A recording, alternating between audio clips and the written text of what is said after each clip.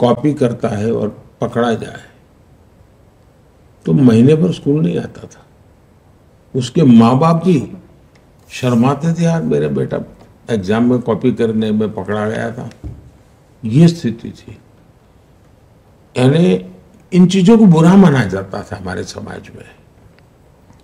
आज बेशर्मी के साथ सजा जिनको हो चुकी है, जिन पर गंभीर आरोप लगे हैं, उनको कंधे पे लेकर के आप सार्वजनिक रूप से नाच रहे हो।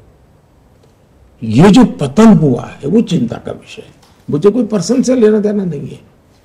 अगर ये हुआ तो भ्रष्टाचार की होता क्या, पहले जमाने में डाकू होते थे, महिमा मंडन होता था उनका, वो डकैती करते थे, महिमा मंडन होता था समाज में। अखबारों में भी मैं जो पहले के जमाने में दो पेज स्टोरी, कवर स्टोरी मिलती थी उनको कि ऐसा ऐसा उसका तो जीवन ऐसा, वो तो ऐसा कर सकता है, और वो बड़े बन जाते थे। दुर्भाग्य से अब राजनेताओं को ये बेनिफिट मिलने लगा है कि इतना भ्रष्ट लोगों का। मैं तो हैरान हूं कि कोई अखबार वाला किसी भ्रष्ट व्यक्ति का इंटरव्यू लेने जाए। एक चार्ल्स शोभराज मैंने अपना देखा था कि लोग इसका इंटरव्यू करने जाते थे, और आज मैं देख रहा हूं। वरना कोई भाई अब इनके विषय में एक बार क्लियर हो जाए तब तक रहने दो। ये पतन है समाज जीवन का, मेरी चिंता वो है। मोदी जी, कोई भी लीडर हैं जो प्रधानमंत्री 2 बार रह लें, थोड़ी बहुत एंटी इनकम्बेंसी आ जाती है। इस देश में 3 बार सिर्फ नेहरू जी चुनाव जीत पाए।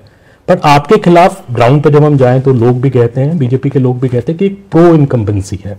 तो 272 जब पार हुआ 2014 में, तो लोगों ने कहा मोदी जी की आंधी है देश में। अगर अब 370 पार हो रहा है तो ये क्या है? आपको लगता है आपकी लोकप्रियता भी चरम पर है? और ये प्यार क्यों है लोगों का? मैं कोई लोकप्रियता के लिए काम नहीं करता हूं, और नहीं मेरे पास मेरी लोकप्रियता नापने का कोई मानदंड है, मेरे पास नहीं है। लेकिन मैं काम क्या करता हूं उसका एनालिसिस होना चाहिए। मेरे काम में और औरों के काम में फर्क क्या है? आमतौर पर जो सरकारें चलती थी वो विज्ञान भवन में फंक्शन करो, फीता काटो, दिया जलाओ, अखबार में एडवर्टाइजमेंट दो, मीडिया को लीक करो, स्टोरी बनवाओ, और उनको लगता है देश चलता है। और ज्यादातर सरकारें उसी मिजाज में रही। कांग्रेस का पतन बहुत कम समय में हुआ था जी। देश आजाद होने के बाद चौथा चुनाव आते आते कांग्रेस ध्वस्त हो चुकी थी। संयुक्त विधायक दल बना, लेकिन कांग्रेस ने इस देश में किसी पार्टी को खड़े ही नहीं होने दिया। उन्होंने खुद ने देश के लिए करने के बजाय विरोधी दलों को खत्म करने में ही अपनी शक्ति लगाई, इसलिए ऑल्टरनेट खड़ा नहीं हुआ। अदरवाइज 67 के चुनाव में ही देश उनको रिजेक्ट कर चुका था। हिंदुस्तान में आप देखिए, सरकारों के अलग अलग मॉडल अब देश के सामने आ चुके हैं, और मैं तो मानता हूं ये केस स्टडी का विषय है। कोई यूनिवर्सिटी करे, कोई मीडिया करे, कोई मीडिया पर्सन किताब लिख सकता है। देश ने एक कांग्रेस का मॉडल देखा है, देश ने लेफ्ट का मॉडल देखा है, देश ने पारिवारिक पार्टियों का भी मॉडल देखा है, जो of the family, by the family, for the family political पार्टियां चलती है, उनका मॉडल भी देखा है। देश ने मिलीजुली सरकारों का मॉडल भी देखा है, और बीजेपी सरकार का भी मॉडल देखा है। उसका एनालिसिस करना चाहिए, किसका क्या परफॉर्मेंस रहा, किसकी क्या प्रायोरिटी रही, किसने किसके लिए काम किया। एक 100-200 पैरामीटर तो आप देखेंगे, द बेस्ट परफॉर्मेंस वाला मॉडल बीजेपी का मिलेगा आपको। और जब परफॉर्म करते हैं तो सामान्य मानव का विश्वास बढ़ता है। फिर एंटी इनकम्बेंसी किस बात की होती है कि एक ऐसी सरकार, मेरा ये नहीं हुआ। हर एक का होता नहीं है, प्रो इनकम्बेंसी में कोई हर एक का हो गया ऐसा नहीं होता है। लेकिन आज पब्लिक मीटिंग में जाके मैं कहता हूं भाई आप लोग ये चुनाव में जो करते हो करते रहना, लेकिन मेरा एक काम करना। और कहता हूं मैं कि कहीं आप जाए, झुग्गी झोपड़ी में कोई रहता है, सब मिले या कोई कच्चे घर में रहता है उसका नाम पता लिख करके मुझे भेज देना, क्योंकि हम जो मकान बना रहे हैं 4 करोड़ दिए हैं, लेकिन अभी भी कुछ लोग छूट गए हैं और मैं नहीं चाहता हूं कोई छूट जाए। तो मैं 4 जून के बाद मेरी नई टर्म में मैं उनको मकान देना चाहता हूं, 3 करोड़ मकान बनाना चाहता हूं।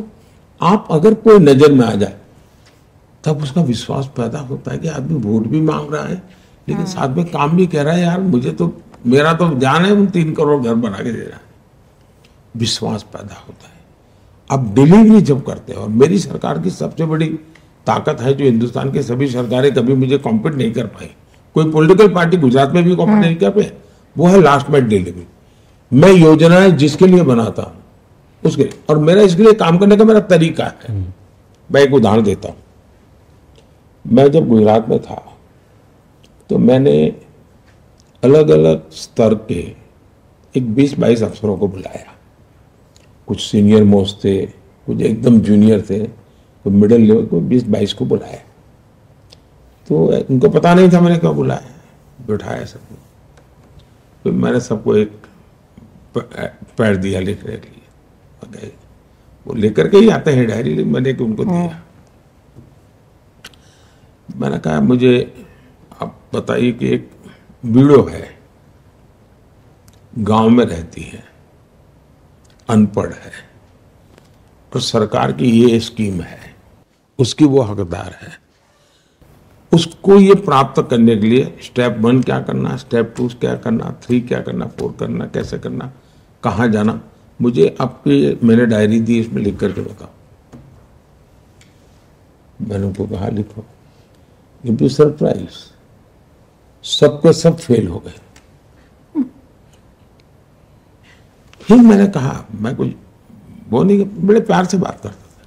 मैंने कहा मुझे बताइए भाई, आप IAS अफसर हैं, किसी की 20 साल की नौकरी हो गई, किसी की 2 साल की हो गई, आपको पता नहीं है कि एक वीडियो को बेनिफिट लेने के किस किस जगह से गुजरना पड़ता है, फॉर्म कहाँ से लेना होता है, अप्लाई का।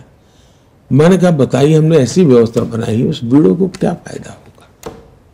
तो उनको लगता है हाँ यार कुछ तो कमी है, और फिर वो करेक्ट करते थे। तो मेरे दिल में ये रहता है कि मैं योजना बना दूं, वाहवाही करूं, एक एडिटोरियल छप जाए, ठीक है, मेरा गुजारा हो जाएगा। लेकिन आम आदमी, मेरी पूरी कार्यशैली ये लास्ट माइल डिलीवरी की है, परफॉर्मेंस की है, और उसका परिणाम होता है। तो जैसे स्वच्छता अभियान, स्वच्छता अभियान में तो सरकार ने क्या करना था, लेकिन मैं झाड़ू लेकर के घूमता था। छोटा सा बच्चा भी अपने दादा को कहता है कि दादा मोदी जी ने ना कहा है। इस चीज को छोटी मत मानिए जी, आज के युग की बहुत बड़ी घटना है। इसी के लिए आप लोगों का शब्द है प्रो इनकम्बेंसी, और इसके लिए तपस्या करनी पड़ती है, खपना पड़ता है, और निस्वार्थ भाव से कोई कुछ भी कहे सो हमने अच्छा करना है तो करते रहना चाहिए। वो देश देखता है जी, जनता जनार्दन ईश्वर का रूप है, उसको सब समझ होती है। तो मुझे आज तक मेरे जीवन में यही बेनिफिट मिला है। सर इसमें थोड़ा सा मेरा रीजनल एस्पिरेशन जाग रहा है, मैं बिहारी हूँ, और सर आपने जितना बिहार की जनता को आप पर भरोसा है, बिहार में जब बाढ़ आई थी आपने नाव भेजे थे, रसद भेजी, बम फट रहे थे, आप गांधी मैदान में वहाँ पर खड़े थे, हम लोग वहाँ पर मौजूद थे। सर आपके रोड शो में मैंने पिछले हफ्ते देखा पटना में, ऐसी अद्भुत भीड़, मैंने तो मुझे लगता है JP मरे थे 77 में, मैं छोटा था, गांधी मैदान में उतना नहीं भरा था जितनी भीड़ उस दिन आ गई थी। तो एक भरोसा है जनता को वहां पर, लेकिन बिहार लगातार पिछड़ा जा रहा है। हम जैसे बिहारियों की सबसे बड़ी चिंता है कि वापस जाने की सोच भी नहीं पाते, अपने घर जाने का, गांव जाने का। क्या है आपके पिटारे में, क्या आश्वासन है बिहार की जनता के लिए, मोदी भरोसा क्या है वहां के? मैं बताता हूँ जी। देखिए, अब बिहार छोड़ दीजिए, मेरा 2013 का भाषण है, 2013 का। तब मैं प्रधानमंत्री कैंडिडेट भी नहीं था, मैं मेरी पार्टी के इलेक्शन कैंपेन का चीफ था, और दिल्ली में ही मेरा एक भाषण था। उसमें मैंने कहा था कि हिंदुस्तान के उज्जवल भविष्य के लिए हमें भारत के पूर्वी भारत को डेवलप करना होगा। और पहला टारगेट होना चाहिए कि उसको पश्चिम के बराबरी में लाना। पश्चिम मतलब गोवा, गुजरात, महाराष्ट्र, पंजाब, हरियाणा, कर्नाटक, पूरा। और अब देखिए हिंदुस्तान को दो हिस्से दिखेंगे आपको। राइट साइड का जो हमारा पूर्वी भारत है वो समृद्ध भारत है, सारी हमारी खनिज संपदाएं हैं, नेचुरल प्रॉपर्टी सारी वही है, पानी तो वहां, ह्यूमन रिसोर्स तो वहां, कोयला तो वहां, आयरन ओर तो वहां, सब कुछ वहां है। वहां गरीबी है और यहां पर अब जैसे गुजरात, उसके पास नमक के सिवा कुछ नहीं है, वहां एक भी डायमंड नहीं है, लेकिन दुनिया में 10 में से 8 डायमंड किसी न किसी गुजराती का हाथ लगा हुआ है। तो ये ऐसी स्थिति क्यों? तो मेरा 13 का भाषण है कि हमने पूर्वी भारत को डेवलप करना चाहिए। और आपने देखा होगा जो हमने बिहार में इंफ्रास्ट्रक्चर का काम किया है, आपने देखा ब्रिज के काम लंबे अरसे से अटके हुए थे, इंडस्ट्री के लिए लॉ एंड ऑर्डर की सिचुएशन जो है उसकी चिंता करना, यानी ऐसे हर विषय पर बल देना। हमने गैस पाइपलाइन का काम किया है, ये गेम चेंजर बनेगा, इंडस्ट्री को बहुत बड़ा सस्ता फ्यूल मिलेगा, वो जाएंगे। वहाँ के एग्रीकल्चर को भी हम मोड़ सकते हैं, उस दिशा में हम बल देंगे। आज देखिए जी, बिहार का युवा सबसे ज़्यादा टैलेंटेड मिलेगा आपको, किसी भी फील्ड में जाइए आपको ऐसे हाथ लगाओ तो 2 बिहारी बच्चे मिल जाएंगे। और वो ऐसे ही घर से निकले हुए लोग नहीं है, सामर्थ्यवान लोग हैं। मेरे राज्य में अगर मैं गुजरात का देखो, IAS IPS कैडर में किसी एक राज्य के सबसे ज्यादा कहाँ थे तो बिहार के थे। इसका मतलब परमात्मा ने उनको बहुत सामर्थ्य दिया है। और किसी जमाने में तो विश्व का नेतृत्व तो उस भूमि में से हुआ है, तो उसमें तो कोई कमी नहीं। हम इसलिए मैं झारखंड हो, पूर्वी यानी उत्तर प्रदेश हो, बिहार हो, असम हो, बंगाल हो, इस पर हमारा पूरा बल है। इंफ्रास्ट्रक्चर को बल दो, वहाँ जो नेचुरल रिसोर्सेज हैं उसका वैल्यू एडिशन करो, स्किल डेवलपमेंट करो, ये सारे रास्ते, और जो मैं ऑलरेडी कर रहा हूँ, इसके कारण बहुत ही फायदा होगा। मेरा एक सवाल थोड़ा सा हटके है। प्रधानमंत्री जी, आप इतनी मेहनत करते हैं, इतना काम करते हैं, पर बहुत मेटिकुलस होता है आपका काम। हमने कई बार जो स्टोरीज के वहाँ पे लोग जानना चाहते हैं कि आप इस तरह से किस तरह से काम करते हैं। जैसे आपने कभी आपने कोई रेस्क्यू ऑपरेशन चलाया तो उसका नाम ऑपरेशन गंगा रखा या देवी शक्ति रखा, क्या सोचते हैं आप? नाम, एवरीथिंग, नेम इज ऑल्सो बहुत पर्टिकुलर होता है आपके लिए। इसमें मेरे 2 अनुभव है जी। मैं जब गुजरात में था तो NCC के चीफ आए, वो तो रिटायर्ड अफसर होते हैं, वो मुझे मिलने आए, तो सारा फॉर्मल जो उनका ऑफिशियल था पूरा, बोले फिर साहब अगर आप समय दे तो मुझे पर्सनल बात करनी है, मेरी ड्यूटी के सिवा है। नहीं, मैं कहा जरूर आप आए, बात कीजिए। बोले मेरी पत्नी का एक आपको मैसेज है। मैंने कहा क्या? बोले मेरी पत्नी पूछती है कि मोदी जी सारी योजनाओं के नाम संस्कृत में क्यों रखते हैं? कोई सरल नाम रखे। ये सब मुझे सवाल पूछा था। हमारे देश में क्या हुआ है जी, हर चीज का एक उसको सुनते ही ध्यान में आना चाहिए, इसके लिए है, उसके साथ एक आइडेंटिफिकेशन होना चाहिए। अगर आपके घर में बच्चा पैदा हुआ और आपने कोई अलेक्जेंडर नाम रख लिया तो पूरे मोहल्ले वाले कहेंगे अरे क्या रखा है। लेकिन आपने अमन रख लिया, तुमको लगा अरे यार ये तो हमारा बच्चा है। हर चीज में एक अपनापन होता है जी। हमारे देश में ऐसा क्या कमी है मुझे बताइए।